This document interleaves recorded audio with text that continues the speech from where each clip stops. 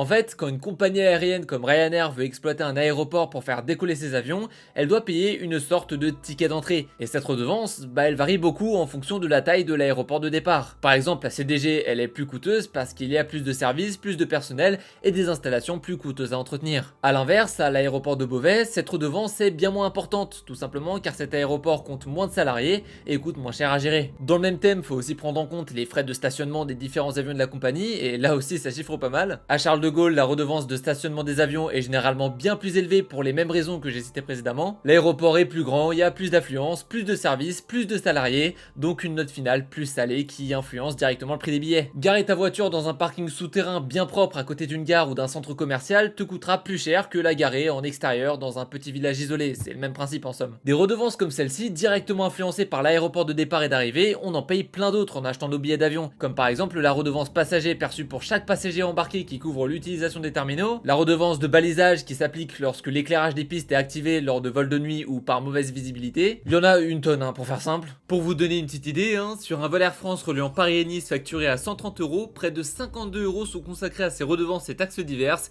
ce qui représente au final 40% du prix total du billet. Citer et expliquer en détail chacune des redevances et des taxes comprises dans le prix de nos billets prendrait des heures, mais ce qu'il faut bien comprendre ici, c'est qu'en utilisant des aéroports plus petits et moins populaires, des compagnies low cost comme Ryanair peuvent faire économiser à leurs utilisateurs jusqu'à plusieurs dizaines d'euros par billet en négociant des tarifs au sol défiant toute concurrence